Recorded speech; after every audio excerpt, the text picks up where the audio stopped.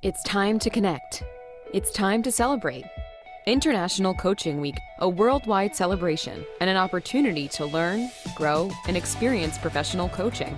During International Coaching Week, we encourage individuals and organizations all over the world to understand, explore, test, and discover the possibilities coaching provides. Join us for hundreds of events in dozens of languages all over the world.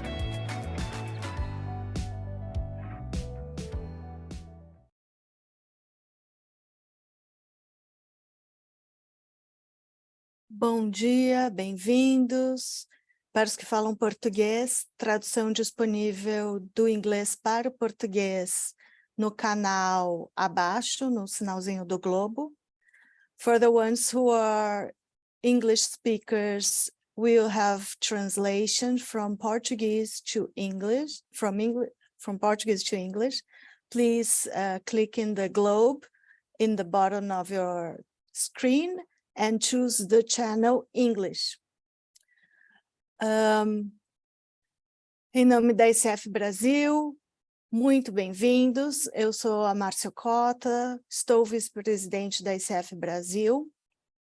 A International Coaching Federation é a maior associação global de coaches presente em mais de 140 países e conta hoje com cerca de 50 mil associados ao redor do mundo.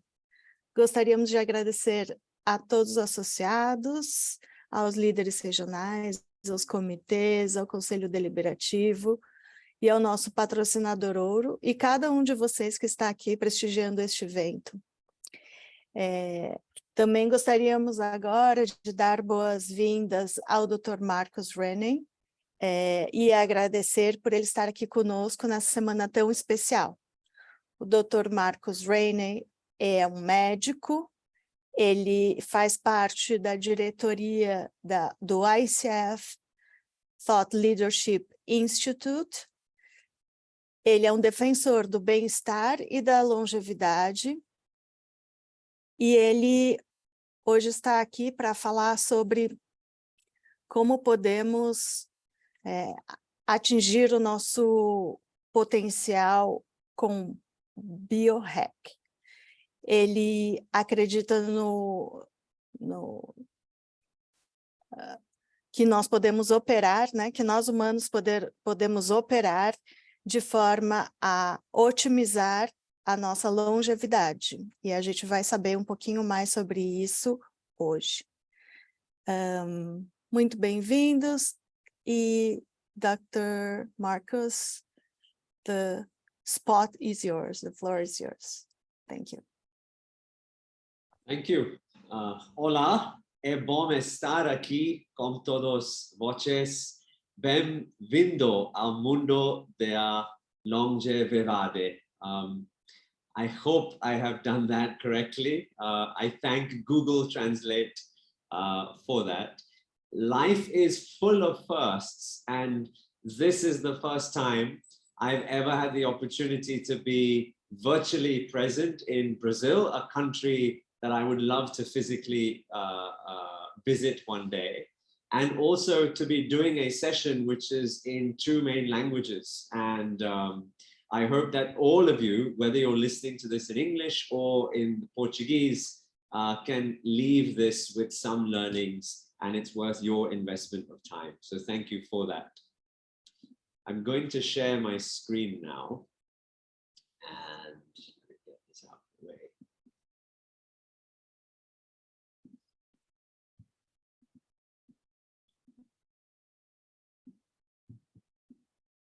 Okay.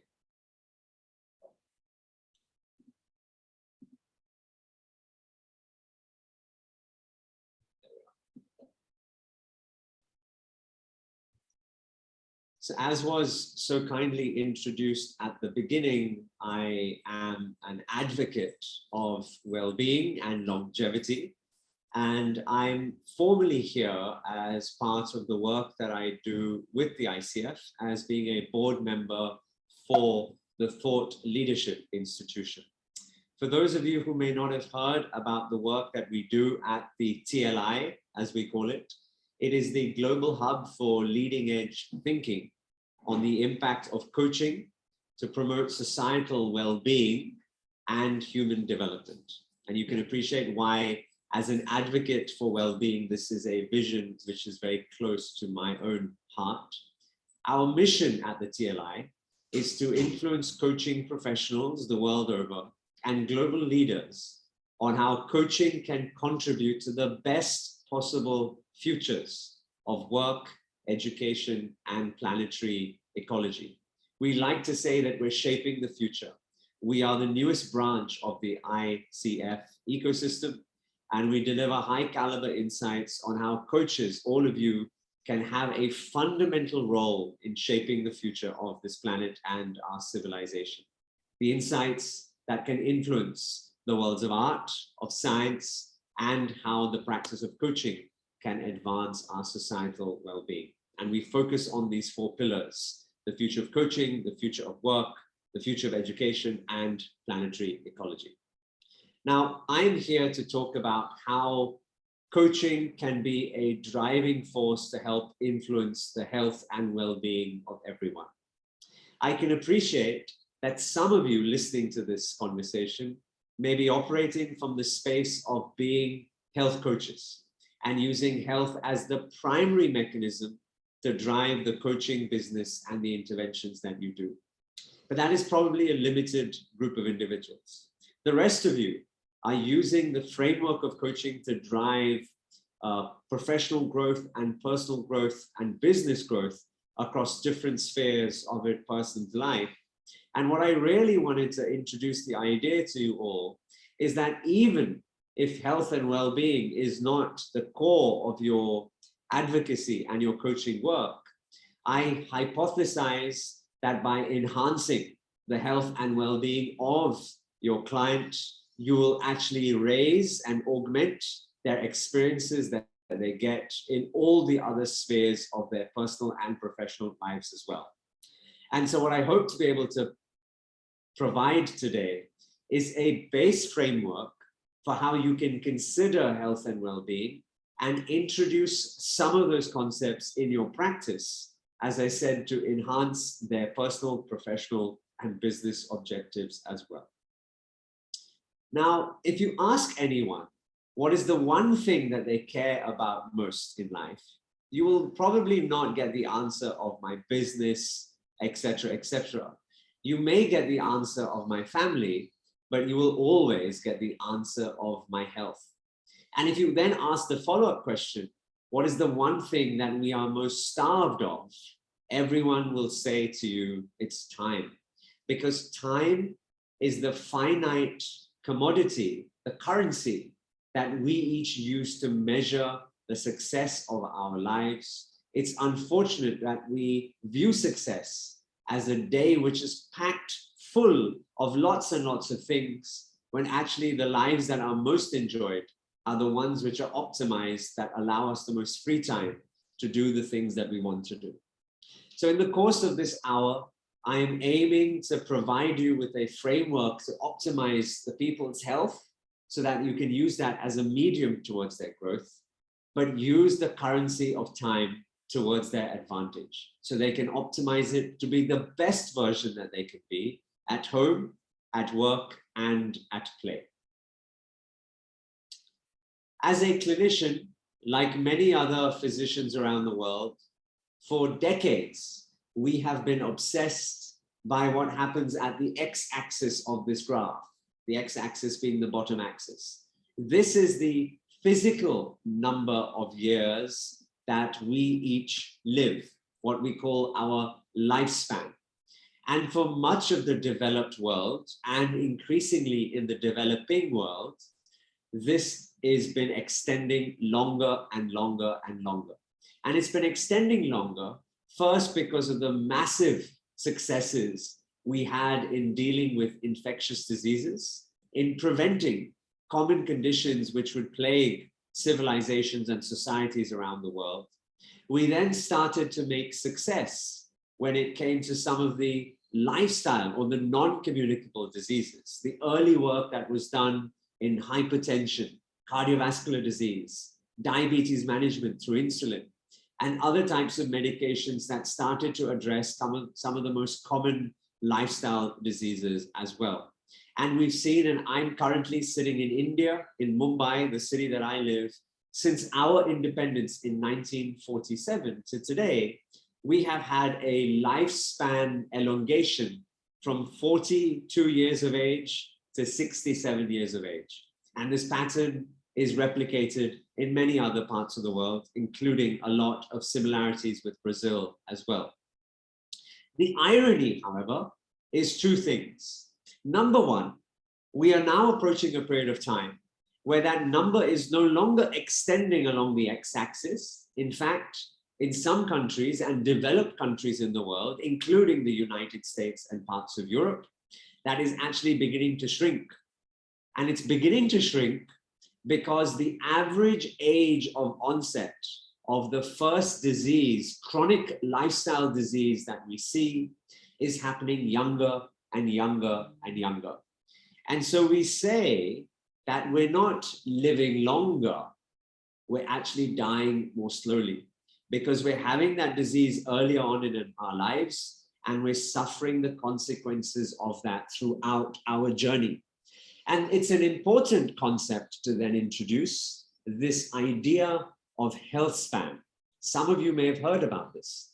And this is the idea of quantifying the number of healthy years that we have in our lives, i.e., it's not just the number of years that we live, but it's how enjoyable those years are for us. And so our job as physicians is not just now to move you along the x-axis, but as you can see from the shape of this graph, it's to pull that curve higher and higher up the y-axis as well, so that you live as healthy for as long as possible, because eventually we will all die. That is a universal truth, the same, I suppose, as paying taxes. But how long you suffer at the end is actually more in your control than you believe it is. So that's the philosophy, which we now view longevity. It's no longer this goal towards living to be 120 years and longer or gaining immortality, but it's more about living healthier so that you can be the best version of yourself at home, at work, and at play.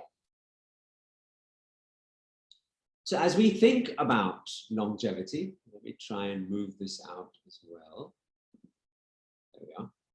If we think about longevity, then if we want to live a life being healthy, we need to start to make changes to our behavior. And this is really important for all of you as coaches, because the fundamental work that you're doing with your clients is around influencing and having them transform their behaviors so that they can achieve the goals that they set themselves out. So as a physician, I adopt a framework that I call the 1-3-6-10 method. And this is a methodology that we apply to our health and our longevity, but you could perhaps apply it to other spheres, including their personal and professional goals as well. And this is how it works. We ask the individual to identify the one goal that they want to achieve. And if I ask all of you here to write into the chat window, what is your one health goal? I would really appreciate if you could write that in. Is it that you would like to run a 10-kilometer race this year? Is it that you would like to spend 30 minutes playing with your children without being tired?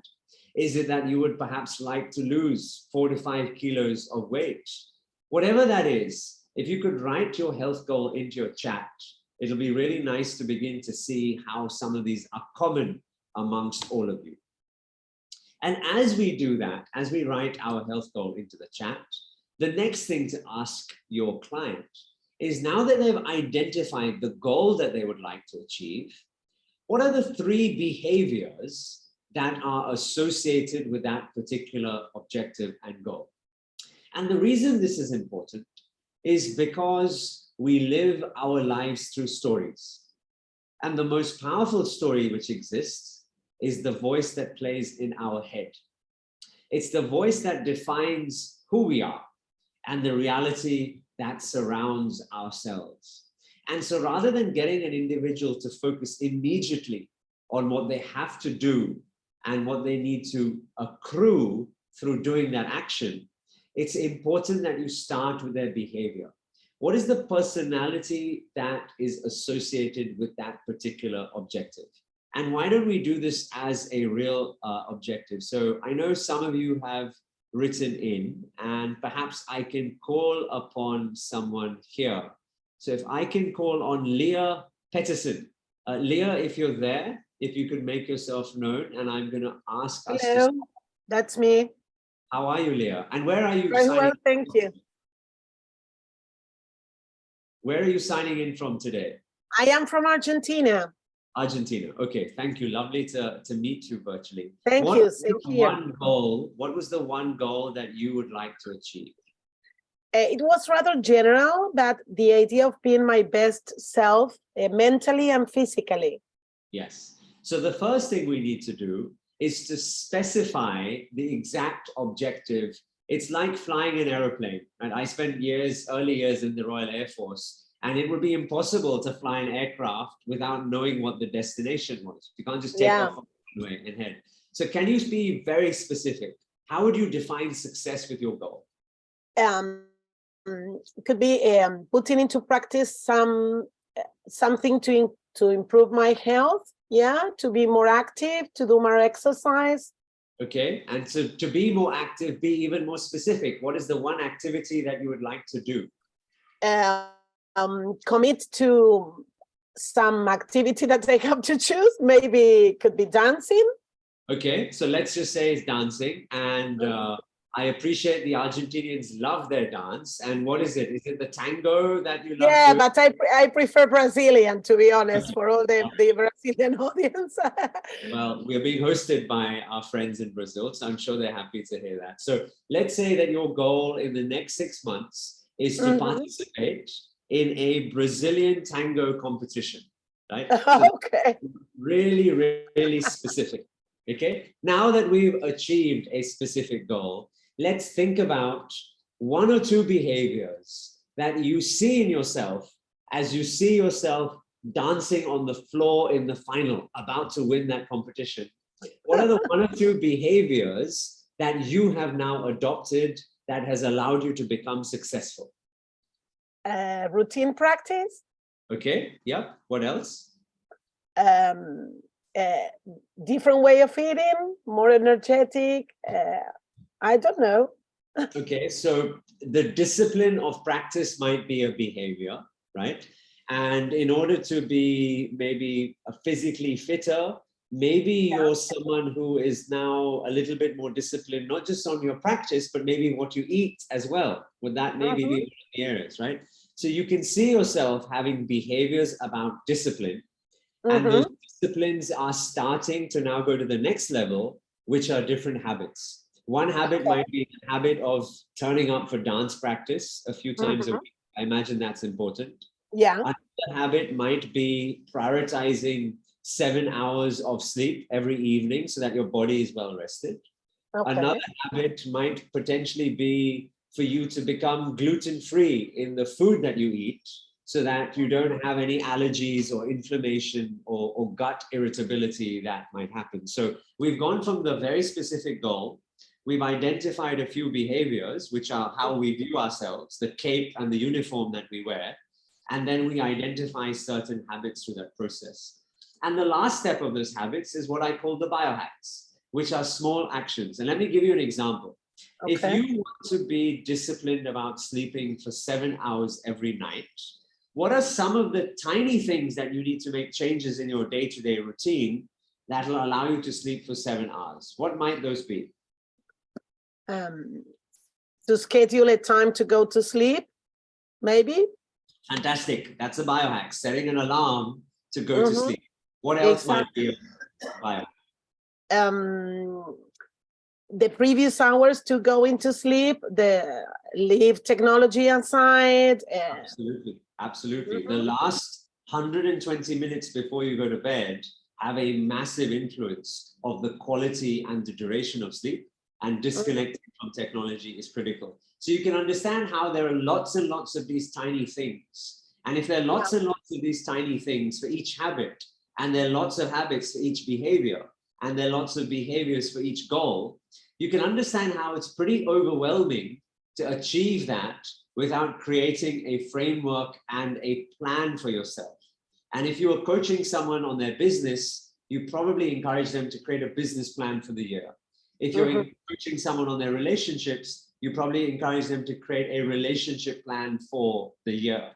So what I'm advocating is the same granular detail that we apply to the methodology of our coaching practices in the different spheres. We need to apply to ourselves as we specify the goal, because this is a fundamental mistake.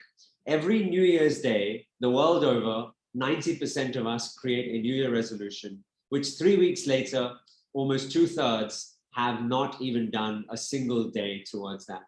And that's because we give ourselves these lofty goals, but we don't have the discipline of creating the process by which we are going to get there. And if we can break it down into these small things, what James Clear talks about in his book, Atomic Habits, what I call biohacks, then it allows us to get towards the goal that we want to. So thank you for volunteering and sharing with us. No, thank you. Thank you. Thank you. So if any of you are interested in learning more about this framework, I'd be very happy to share a research article that I wrote about this and how you can apply it to your day-to-day lives. And my colleague will post it on the chat, the 1-3-6-10 approach, which we published on Medium, for how you identify the very specific goal. You visualize the 3 behaviors that you need to wear as characteristics and personalities, who you need to become. Once you know who you become, then what are the 6 things that you need to do for every one of those habits? And once you know what those 6 things that you need to do, then break it up into these tiny biohacks, these little things in your life that allow you to get there. So that's sort of a coaching framework that I was going to propose for all of you to consider, especially as you want health and well-being to be a central part of a person's journey towards successful nature at work, at home, and at play. So when we look at this framework now, as a physician, I like to divide this into what I call the pentagon of well-being. We always start with sleep at the top. Sleep is nature's most freely available, performance-enhancing, longevity-driving drug.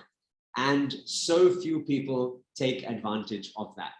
I'm going to talk about each of these 5 different pillars through the course of the next 20 minutes. But I always start with sleep because we're living in a sleep-deprived society.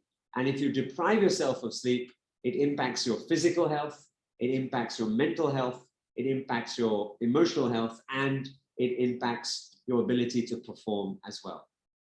After we've worked on their sleep, we then look at their body's fuel. I never will use the word diet because we're all scared of diets. Diets are horrible things, right? But if you can imagine your body as a machine, a beautiful machine that nature has given and allowing us to have, then like every machine, it needs to be fueled in the correct way. If I have a car and it's a car which runs on petrol, I would never put diesel gasoline or try and plug it into an electric charging station because it wouldn't go very far at all. So our bodies are the same. And when we think about fuel, we need to think about the macronutrients, proteins, fibers, fats, carbohydrates. We need to think about the micronutrients like the vitamins and the minerals and the cofactors. We need to think about the microbiome, which is the organisms that live in our gut that make us healthy and who we are. We need to look at how much we hydrate ourselves with, how much caffeine we consume, how much alcohol we take, how many other substances we consume. This all falls under the fuel pillar. The next is movement. Again, I don't like to use the word fitness and exercise because that's scary for a lot of people. But our bodies are machines and our bodies are meant to move. It could be dancing, as Leah had just given us an example of. It could be running. It could be doing housework. It could be painting. It could be so many different things. And there are 5 forms of movement in our lives. There's aerobic activity, things like running, swimming, cycling, walking. There's anaerobic activity, like playing a sport like tennis or high intensity interval training, Tabata, squash, badminton, etc. There's resistance training, which is building up strength training in the gym, really important for your muscles to keep growing and growing. There's flexibility. And finally, there's balance and coordination. And all 5 of these forms of movement are really important from a longevity and a health span perspective. Then we look at the environment. And the environment is made up of 3 things: the people, the places, and the technologies that we're surrounded by. Because we're not islands, we're not individuals that are disconnected from people around us or technologies or places. We influence all of these things in the same way that they influence us as well. And we need to shape and optimize our environment to be the best version of ourselves. And the last is our mood and our emotional state. And it's very important that we consider this, because so many of us have suffered the challenges of this, especially through the pandemic and the lockdown and the consequences of that as well. Now, these 5 pillars are interconnected, as all of you can appreciate, but it's very important to understand that they arrange in a particular order. We always start with sleep. We then go to fuel, movement, environment, and emotion. Because if someone says to me that their goal is to, let's say, run a half marathon, a 21-kilometer race over 6 months, and the only area that they focus on is their movement, but they have no consideration to how they feed their body or how their body recovers during their sleep, they're going to break down very quickly.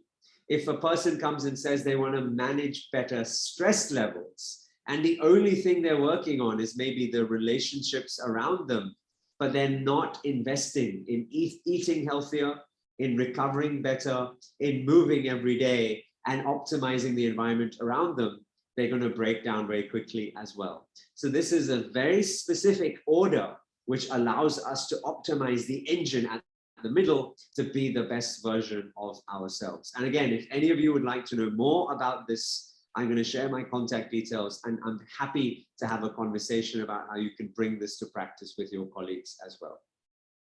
So if you're allowing me to do so, I would like to spend 2 or 3 minutes on each of the 5 pillars and give you practical examples for how you can use this in the coaching of the people that you work with. And I'm going to do this in 2 ways. First, I'm going to show you the data. I'm a scientist. Before I became a doctor, I was a scientist, and I love data. I fundamentally believe that I can't treat what I can't measure. And it's really important that we can measure things in order to show change. And actually, it's becoming so easy to measure with all types of devices that are surrounding us every single day. And a lot of you already have access to, and your clients will have access to as well. So I'm going to start by showing you some of your data. My daughter, she loves being on webinars. Say hello. Her name is Eva. You want to say hello? So she's going to sit with me for a while. And after the data, I'm going to give you all one biohack that you can do today for yourself to improve this particular pillar. And we have built hundreds of biohacks for every single one of those pillars, including through a mobile app as well. So if you want to connect with me on the library of biohacks and how you can bring this alive, then I'll be happy to do so at the end as well. So let's go to sleep first. Some of you may realize that I'm wearing on my finger a ring. And this is no ordinary ring. My wife and I, a few years ago, we swapped our wedding bands for this. It's called the Aura Ring. Where is it? Here it is. The Aura Ring. And it is one of the most physiologically advanced sleep measurement tools that can exist. It gives me almost as much data as I would get by sending a patient of mine into a sleep lab. In this little device, if you can believe it, there are 17 different sensors that are giving me a variety of different physiological measurements, some of which I will talk to you about today. And I use this, it's available globally. There are other types of devices that you can wear on your wrist, etc. But this is just so small and it's so unintrusive. And as I said, my wife and I, we exchange these because we both understand how important sleep is. So let's look at my sleep graph from a few nights ago. Let me move this thing out of the way. Okay. So here is the sleep graph from a few nights ago. You can see here that the overall time that I slept was for 7 hours and 13 minutes. That's how many hours I was physically asleep. Below that, you will see total duration. That's how much time spent in bed, right? My head was on the pillow for 8 hours, 14 minutes. That's a good number. But my body was only asleep for 7 hours and 13 minutes. And this is something we all need to realize, that the time we spend in bed is not the overall time that we're sleeping. In fact, for many of us, we might be physically in bed for 6, 7, 8 hours, but the actual rest that our body is receiving is maybe only 3, 4, or 5 hours. And that's why this type of graph is really important. So all of us need to aim for that 7 hours of sleep. And then this ring gives me the breakup of all the different phases of sleep. And I'm unable to find the marker to highlight certain things. But you see here that there are these 4 different color bands. There's white, there's light blue, there's a middle blue, and then there's a really dark blue at the bottom. These are the different phases of sleep. And we're constantly, every night, every 90 minutes, we're going through this cycle. We start with white at the top, which is when we're awake. Then the third level down, which is the middle blue, that's what we call our light sleep, where we spend about 50% of our time in that zone.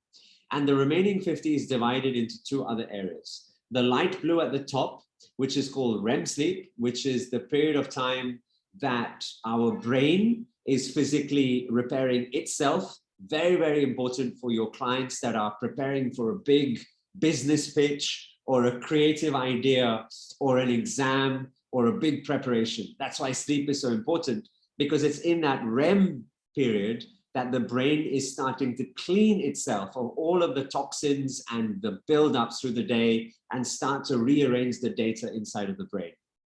And at the bottom, the dark blue is called deep sleep. And that's where our physical body repairs itself, our bones, our muscles, our cardiovascular system, our gut, etc. And it's really, really interesting, as you can see from the distribution of these lines, that the darkest areas of sleep happen as much towards the first half or 2/3 of the night. And the lightest areas of blue, the REM sleep, is in the last 1/3 of the night. This is evolutionary, very advantageous. If your body is only having a limited amount of time to sleep, your physical body takes priority, because you need to heal yourself so that the next day you can either chase the deer or outrun the tiger, right? That's your body's protective mechanism. And the REM component was actually deprioritized as our brains started to develop much later and later as we advanced as mammals. And this is important because if a client of yours is, say, from the creative industry or a business leader, and she is only getting 3 or 4 hours of sleep every night, then her body is prioritizing the physical and it's deprioritizing the mental and the emotional side. And you can understand why a person will wake up feeling demotivated, angry, irritable, have less gratitude, have less empathy, less joy, less ability to communicate, because their brain and their emotional half haven't had the opportunity to heal and repair itself. And that's why these graphs are so powerful, because you can show people where their physical recovery is happening and where their mental and emotional recovery is happening as well. So one biohack then is the power of devices. As our friend Leah was telling us about sleep and the importance of disconnecting from technology, the reason why technology is so dangerous is because these screens, they emit a white and a blue light. And this white and blue light is recognized by the retina at the back of our eyes, which are really an extension of the brain. It sends a signal to the brain that it's daylight. And because it's daylight, the secretion of a hormone called melatonin doesn't need to be as high, as elevated as it can be. And melatonin is really important to help us sleep because it's part of the body's natural wind down process. So what I like to do is after 7 p.m., whenever I'm doing a live, I have a special set of glasses that I wear. It's got a yellow lens and it blocks the light that comes from the screen. And this allows my melatonin levels to be as high as possible so that when I do go to sleep at 9 or 10 p.m., there is as minimal disruption as possible. In the ideal world, we would have all loved to be completely disconnected from technology, but we need to be realists. And so our job is to try and find the small ways of making the life of your client more effective. And one of those is the simple act of wearing a yellow lens glasses to help improve their sleep patterns for the night. So like that, there are many more biohacks around sleep, but I just wanted to start with one specifically. Now let's talk about fuel, how your body can fuel itself. Now, when it comes to devices, there is a small round device that a lot of people wear on their arm, on their tricep, on the left side or on the right side. And this was something that used to be worn a lot by diabetics. It's called a continuous glucose monitoring device, a CGM. And if some of you are connected with me on LinkedIn, and I'll share my LinkedIn handle with you at the end, then you'll know that I wear one of these every 3 months. Because what it allows you to do is it allows you to measure the glucose levels in your blood, which are really important because the more up and down spikes that you have for glucose, the more your energy levels change and the less focused you are and the less performance you can achieve. And also glucose is really dangerous. And we want to make sure that the levels are not high because it leads to insulin levels being very, very high.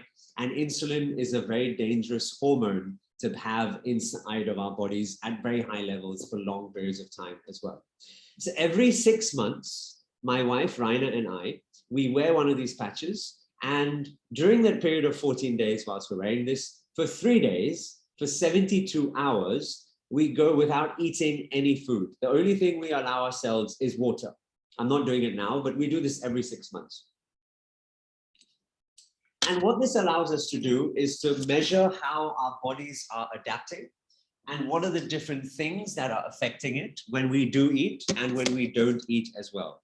So this is a little experiment that I did, and you can see here, the green line is my blood glucose level in real time every 24 hours over the course of the 3 days. You can see it started off a little bit high after a meal. My last meal on day 1 for breakfast was around 120, 130.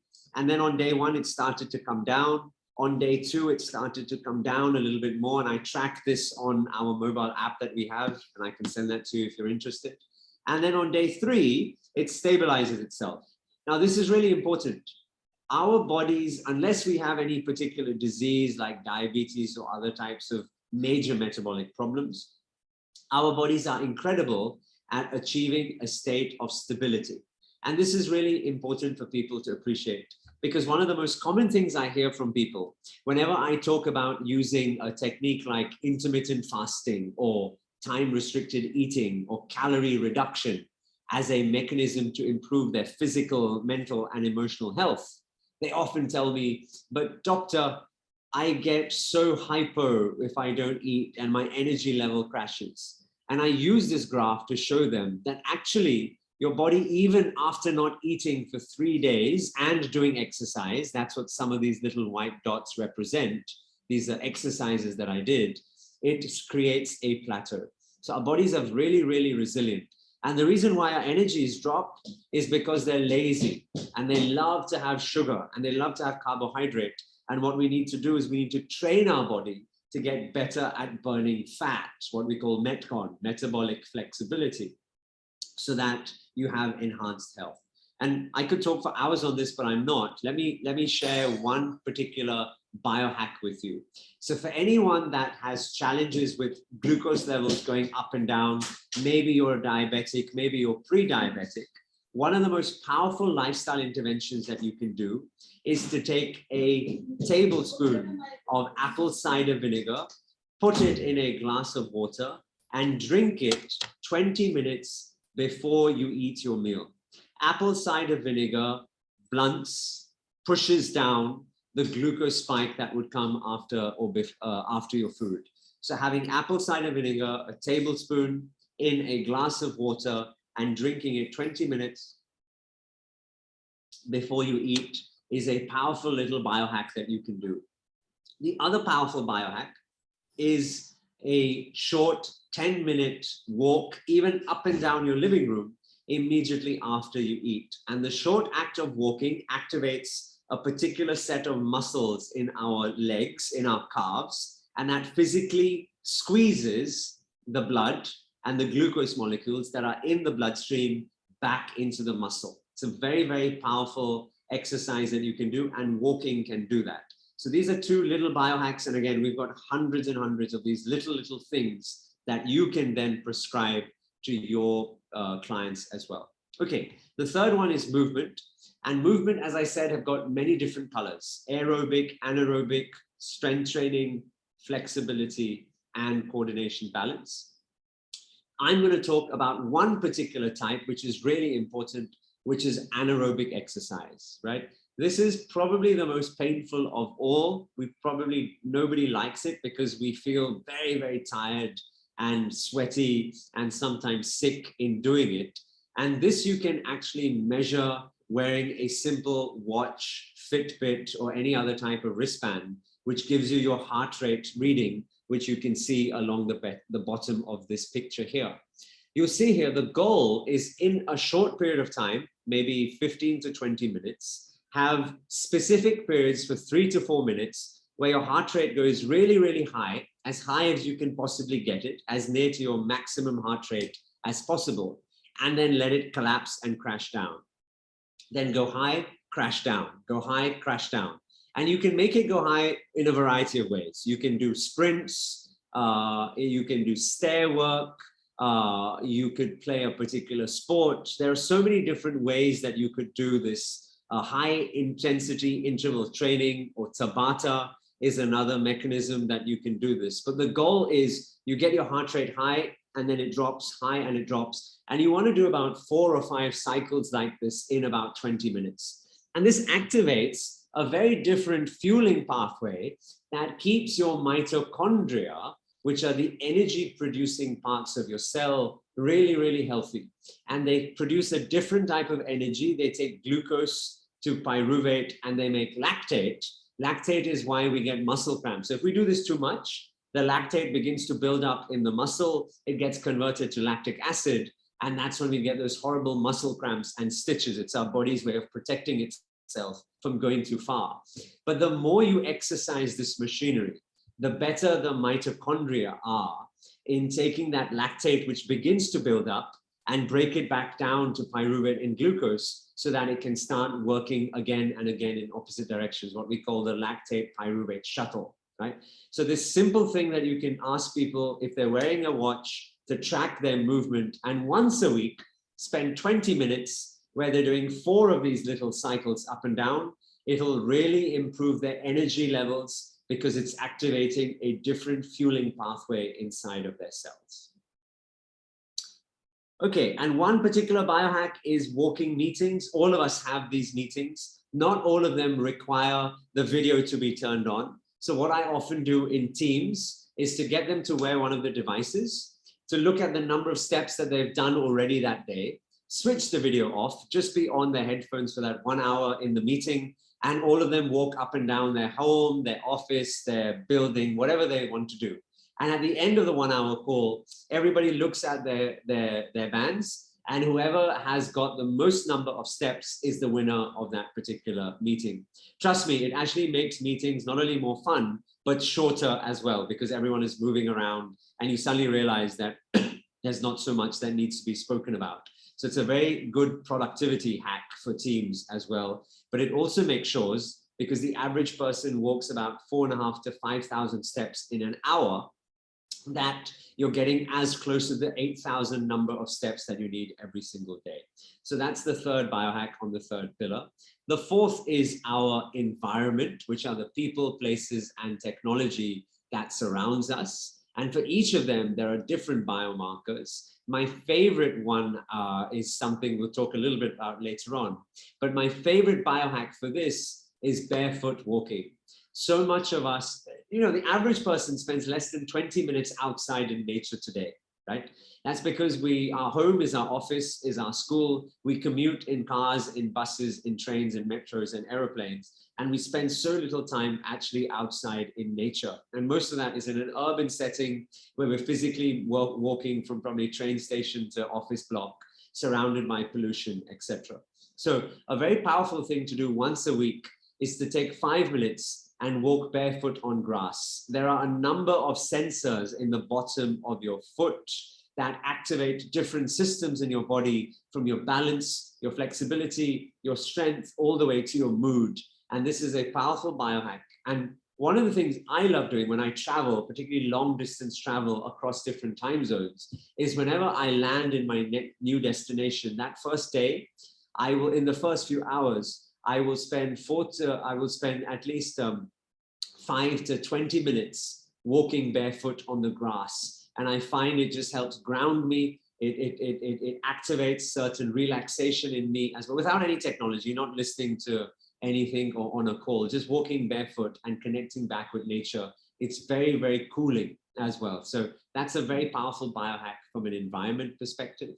And the last is emotions. And one of the most powerful data that we can measure is either the person's resting heart rate or their body's stress response, which is called the heart rate variability. Both of these numbers come in a variety of different devices.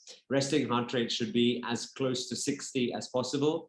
Heart rate variability is very personal, so everyone has their own zone and band, but generally speaking, the higher the better. So when their numbers are really, really low, that means they're very, very stressed. And if they're very, very stressed, that's going to cause them to have errors and have problems with their physical, mental, and emotional health as well. So this is another marker that you can use to guide people when it comes to recovery and how much to push themselves from a business, a personal, professional reason as well.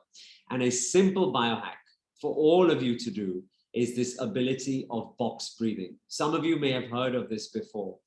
We call it the box breathing because you're going around in a box. You're breathing in through your nose for 4 counts. 1, 2, 3, 4. You're holding your breath for 4 counts. You're breathing out through your mouth for 4 counts, and you're holding your breath for 4 counts, and you repeat this 4 times. If any of you have a wearable device and you put it on, you look at your heart rate, you do 1 minute of box breathing, which is 4 cycles. Breathe in for 4, hold for 4, out for 4, hold for 4, and you do it 4 times. You will see your heart rate reduced by 6 to 8 beats per minute. Your blood pressure comes down, your blood cortisol level comes down. And this is because you deactivate your body's fight and flight mechanism. You put them into a rest and digest situation, the yin and yang that is controlling our nervous system. The 4-4-4 technique can be extended to 5-5-5-5 or 6-6-6-6, but never go beyond that. Because some people can complain of lightheadedness from that. So box breathing is a simple biohack that you can do with your clients and yourself to improve your emotional state as well. Okay, so I want to make sure that we have time for questions. I'm going to show this to you as where you can get more information about the Thought Leadership Institute. We have a global digital library which covers a whole host of interesting topics around the future of work, coaching, education, and planetary ecology. These are our contact details. And what I will make sure that I do now in the question time is also ensure that I'm sending you my handles. So if you want to connect with me one-on-one, you can do that as well. Last slide. This one. Yeah. Okay, cool. I'm going to stop sharing now, and we have about 10 minutes. I would love to take any questions that we may have from the audience.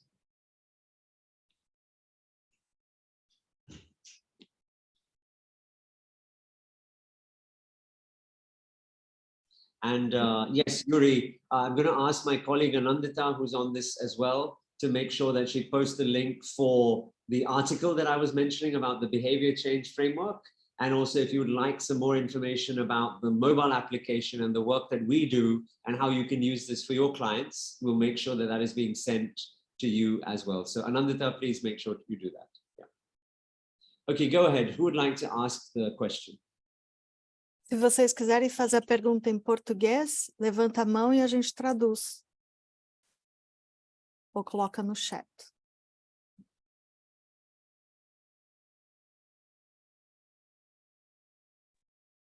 Márcia, tem No chat tem uma pergunta do Dante Mantovani, talvez ele pudesse falar, ele está pedindo alguma coisa aqui.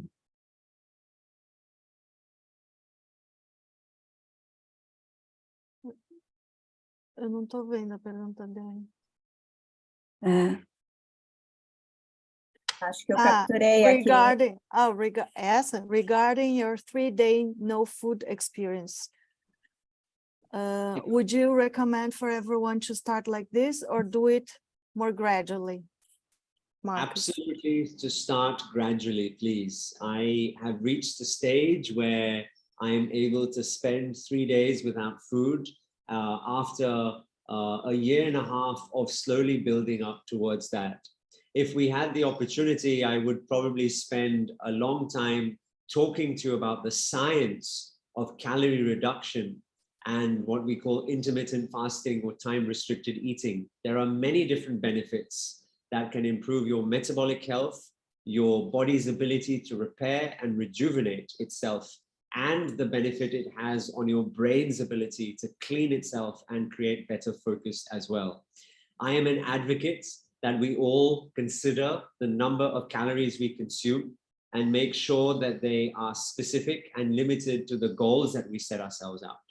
That the macros in our diet are one which are focused on prioritizing protein, limiting carbohydrate, and having a healthy amount of fats in there as well. That we ensure that we're getting the right micronutrients, which includes magnesium and vitamin B and vitamin D and omega-3 oil as well. And that we eat sensibly and that we give ourselves, our bodies, the opportunity to digest itself and repair itself. And this can slowly be extended over a period of time to larger and larger periods of fasting. And I find it fascinating living in India, and so many cultures around the world have had fasting as part of that spiritual practice. And now we are in an opportunity where we can use science to understand the benefits that our ancient wisdom has passed down to us in all these different spiritual practices as well. So I'm a big, big fan of that and using it to unlock health span in people.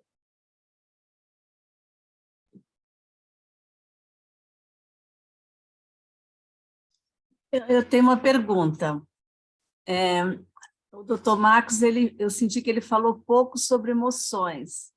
E a gente vê no ambiente corporativo as pessoas claro, com as emoções, mas que expressam pouco essas emoções, né? Então, eu queria que ele falasse para a gente como é que a gente pode ajudar essas pessoas nesse sentido.